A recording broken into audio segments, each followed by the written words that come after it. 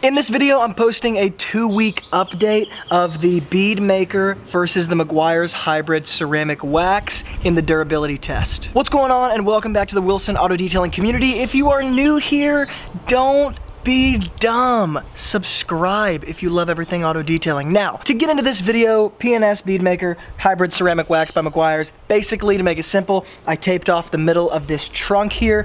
I put Meguiar's Hybrid Ceramic Wax on the left. I put P&S Beadmaker on the right. I polished this surface beforehand, and yes, I let the cure time for P&S Beadmaker take its course, so this is totally fair. This particular vehicle is my own car, and so I experiment on it a lot, and I'm not overly emotionally attached to it, so I like to run a lot of experiments on it. However, what I want to do here is wash off the top of this hood. We're going to do it in a safe way so as not to remove any of these waxes, sealants, all that good stuff, and to not scratch the hood because we did polish it. And then basically I want to do a water bead test with my pressure washer behind me and just see what we're looking at. So let's look at the hood. So you guys can see it's not clean, it's super dirty. It's got a ton of pollen. Here in Nashville, Tennessee, we get crazy pollen during the summer, so that's what you're seeing here. It's super dirty. Once again, it was totally clean, totally clayed, stripped, and polished. Then these sealants, I'm just going to call them sealants. These sealants were applied, and again, the Beadmaker here, and the Meguiar's Hybrid Ceramic Wax here. I'm going to tape it off I taped it off down the middle, and basically we looked at the water beading after the initial application. This is water beading after 14 days, 2 weeks, because I want to see how long these products last under normal conditions, okay? Again, neither of these products are particularly marketed as insanely long lasting, okay? However, I'm just trying to get a read in different situations of how these last under, again, normal conditions. This car, for context, has been sitting outside for the last 14 days, collecting pollen, collecting dust, dirt. It has not been touched, okay? So everything that's on it is, I don't even think it's been, I think it's maybe been rained on, you know, once or maybe once, okay? So this is normal conditions, all right? So let me wash the hood here. Basically, here's what I'm gonna do, because I'm not gonna break out a foam cannon just to take care of this hood, and I know that's gonna really irk some people, but that's okay. Okay, so I'm not gonna foam it. What I'm gonna do is take my pressure washer and pressure wash all the surface dirt off. Then I'm gonna soak a towel in Optimum No Rinse and water till it's just totally dripping, and I'm going to, just so you guys can see, barely pull all this stuff off the surface, okay? Optimum No Rinse is gonna pull this stuff off, and it's not going to strip either product off. So here we go.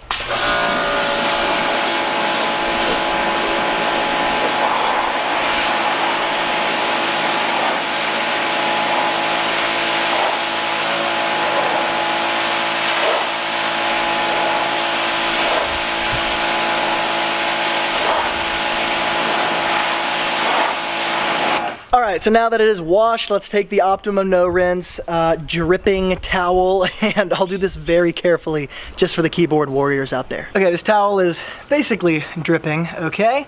So I'm gonna take my Optimum No Rinse solution here and just spray even more onto it, just like this, until it's flooding. Then I'm gonna take my Optimum No Rinse and I'm going to soak the hood as well. Okay, so there's no question about, you know, am I scratching the paint? Am I doing it the safest way? All right, soaking the hood. Here we go. All right, I'm very simply gonna try to open this up a little bit. I'll even spray more Optimum No Rinse onto it. All right, now I'm just gonna very simply kind of drag this across the paint, just like this. Let you see the whole thing. I'll even flip it to the other side. Okay, there we go. Then I'll flip it to the other side of the towel. You guys can see it's dripping, all right?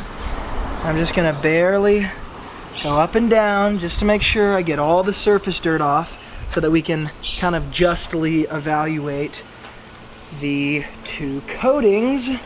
And now I'm gonna dry it off. Okay, so now what I've done is totally cleaned it, and you guys can see the sun's hitting it. There's no swirls or anything. Like, it looks really, you know, really good still. Okay, again, freshly polished 2 weeks ago. Taped off just like it was last time. And we got Meguiar's Hybrid Ceramic Wax, P&S Beadmaker, let's take the pressure washer to it and see what the hydrophobic properties look like after 14 days of normal conditions.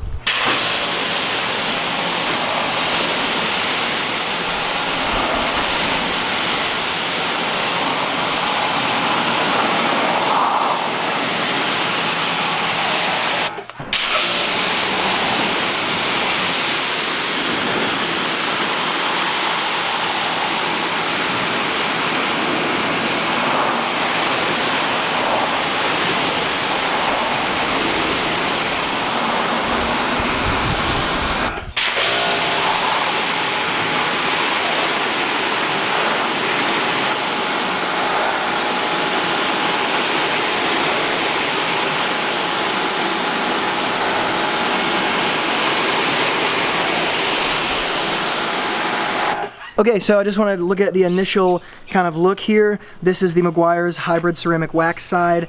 Good beads still, okay? Once again, 14 days later. This is the P&S Beadmaker side. I would say equally as good beads if we're judging from that alone. And I would probably also say equally as good sheeting. Both of these products, when you use a pressure washer in a controlled environment like this, because of the force of the water, even though it is, yes, it's Beadmaker, it's going to sheet water off for obvious reasons, right? Okay, pressure, gravity. Both of these, honestly, look a lot better than I anticipated them looking. This is, again, 14 days, totally normal conditions, and I think one of the variables here is that I polished the paint beforehand. On the hood of this same car, I did a 14-day update after 2 thunderstorms and normal conditions with the hybrid ceramic wax, and on the hood it did not look as good as this. But let's go ahead and take another look at how the water reacts.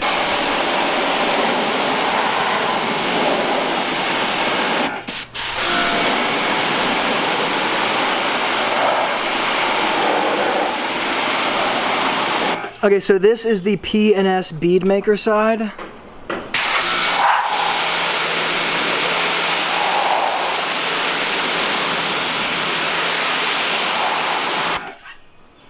All right, looking at the beads here. Still, you can see some sheeting here in this top part. Now again, this does not look as good as the initial application for obvious reasons, okay? But these beads are still, as far as, you know, hydrophobic goes, still very hydrophobic surface. Okay, here's the Meguiar's hybrid ceramic wax.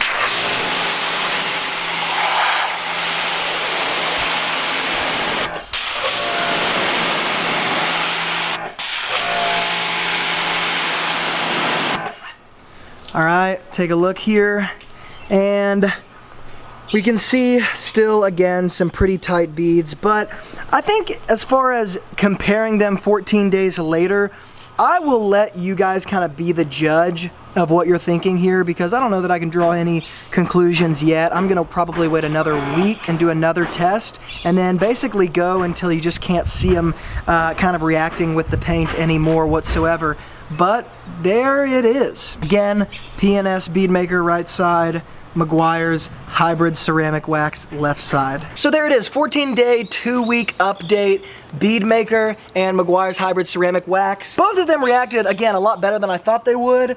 And again, this surface was washed, stripped, clayed, stripped again, polished, and then these products were applied. And again, there's a cure time for Beadmaker. I think it's 4 hours, maybe 2 hours, 12 hours? I can't remember, whatever. Whatever it was, I let it sit for that amount of time, cure to the paint.